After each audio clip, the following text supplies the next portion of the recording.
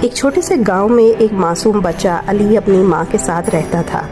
وہ ہمیشہ اپنی ماں کے ساتھ کھیلتا اور اس سے محبت بھری باتیں کرتا، لیکن ایک دن علی بیمار پڑ گیا۔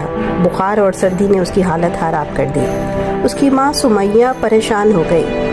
سمیہ نے رات دن کی پرواہ کیے بغیر علی کا خیال رکھنا شروع کر دیا۔ وہ اس کے سر پر ٹھنڈی پٹیاں رکھتی، دوا دیتی اور اس کو محبت بھری آنکھوں سے دیکھتی۔ علی نے ایک دن اپنی ماں سے کہا، امی مجھے ڈر لگ رہا ہے، کیا میں ٹھیک ہو جاؤں گا؟ سمیہ نے اس کے سر پر پیار سے ہاتھ پھیرا اور کہا، بیٹے میری دعائیں تمہارے ساتھ ہیں، تم بالکل ٹھیک ہو جاؤ گے۔ ہر رات سمیہ علی کے قریب بیٹھ کر اسے گانے سناتی تاکہ وہ سکون سے سو سکے۔ اس کی دعاؤں اور محبت نے علی کو قوت دی۔ چند دنوں میں علی کا بخار کم ہوا اور وہ جلد صحت یاب ہو گیا۔ جب وہ کھیلنے کے لیے باہر نکلا تو اس نے اپنی ماں کو گلے لگا لیا اور کہا، امی آپ کی محبت نے مجھے زندگی دی ہے۔ سمیہ مسکرا کر بولی، بیٹے ماں کی محبت کبھی نہیں تھکتی، وہ ہمیشہ تمہارے ساتھ ہے۔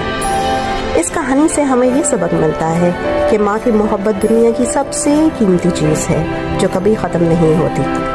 مزید کہانیوں کے لیے ہمارے چینل کو لائک اور سبسکرائب کیجیے۔